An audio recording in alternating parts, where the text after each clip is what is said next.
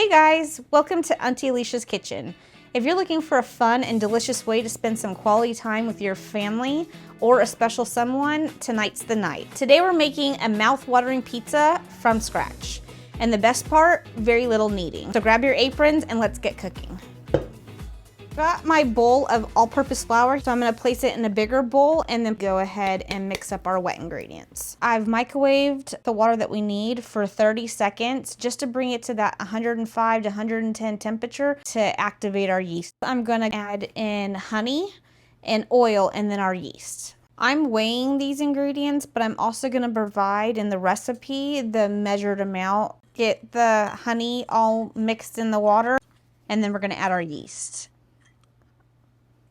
I use a lot of yeast, so I'll buy a whole jar. You can also buy the little packets of yeast and just use one of those packets. All right, we're just gonna go ahead and let this sit aside for 5 minutes. Let it do its thing, and you can definitely see if your yeast is active and good because you'll start seeing it bubble and foam up. If it doesn't do any reaction at all, then your yeast is dead. You don't want dead yeast. All right, so it's been 5 minutes. You can see that our yeast has foamed up nicely. It's ready to get mixed into our flour.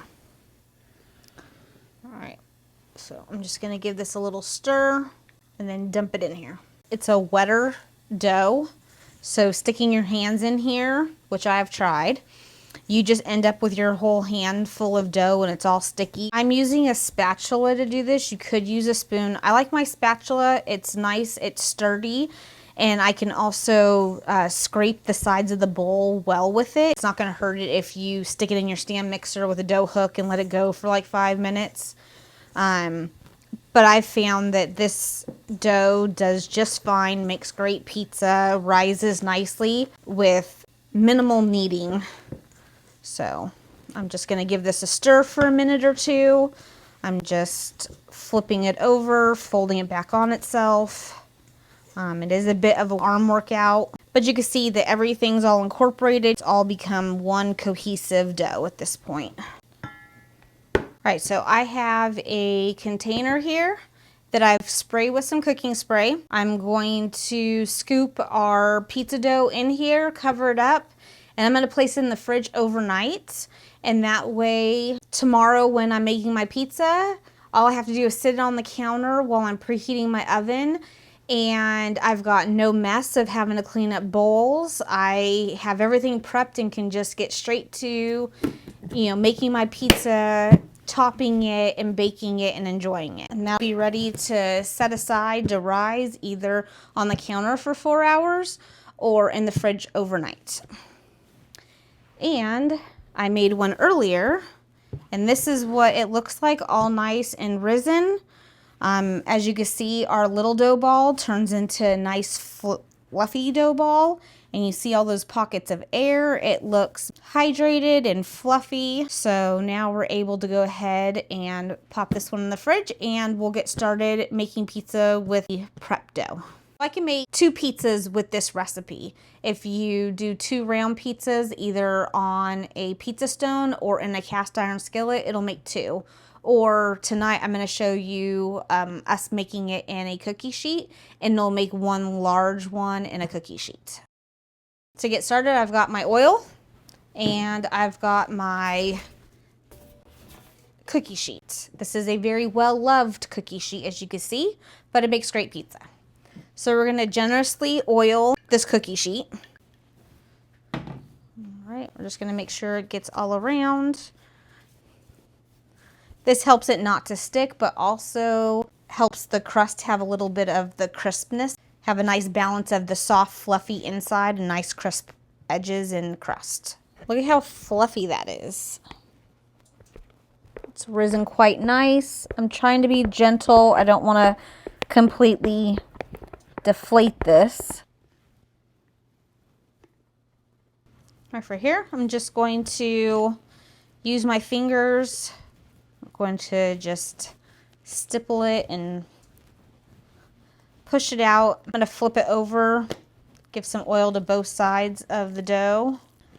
So you see it's nicely hydrated, I am going to stop pushing it around a little bit, let it rest, and then do it again.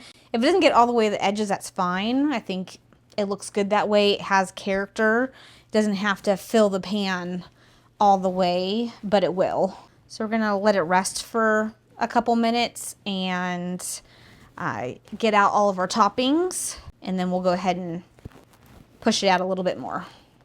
So it's rest. Go ahead and give it a little bit more stippling, stretching it out. This is fun to do. Kids would have a blast doing this. Kids always want to, you know, make their own pizzas, build their own pizzas, and by you already having the dough done the night before, they just get to come in and do the fun part. So even for like a date night, you know, Valentine's Day, this is perfect because you could already have the forethought and, you know, just showed that extra care, like, hey, I was thinking about you. We've already prepped this, and look at this activity we get to do, which was make your own pizza. And that's fun all on its own. So I've got the dough nice, pretty even. I'm gonna go ahead and add my sauce. You can use a homemade sauce. I'm gonna use a jar sauce tonight, just whatever is your preference or you like. So, and as far as amount of sauce, some people like a small amount, some people like a lot. I like it to be coated. So to me, that right there is more naked, and this is really saucy. I like to be somewhere in the middle. I don't want a dry pizza, but I don't want it too saucy either.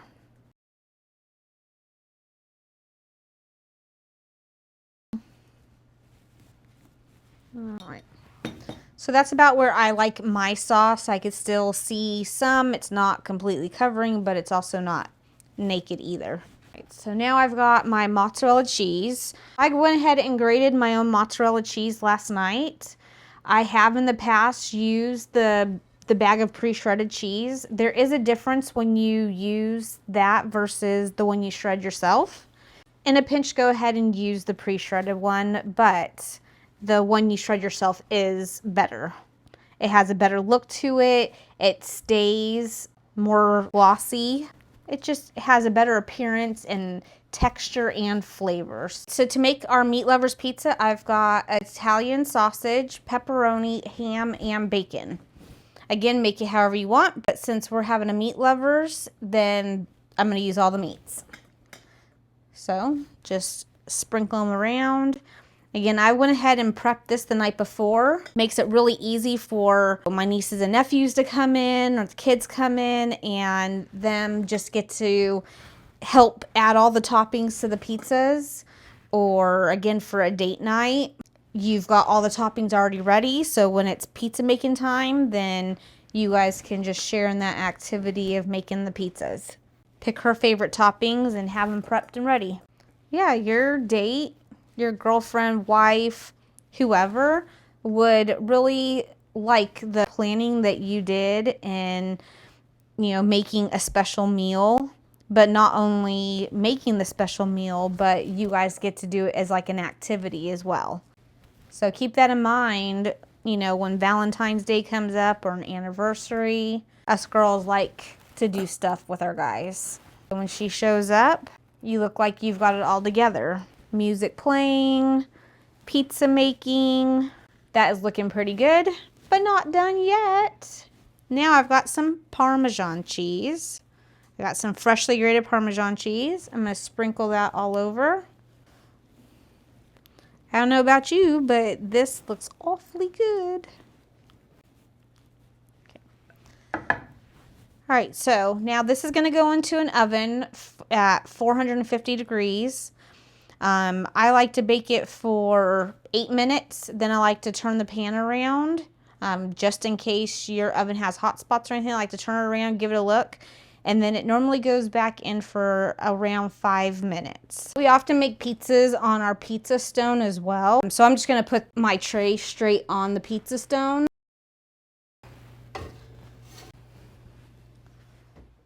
Whew, that looks good. Yowzy.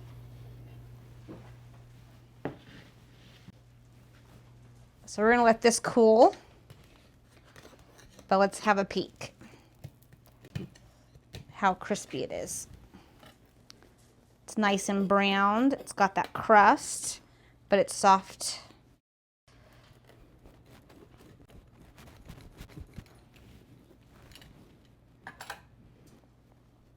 The crust has a nice crisp to the edge. Cheese is still nice and gooey. That's yummy.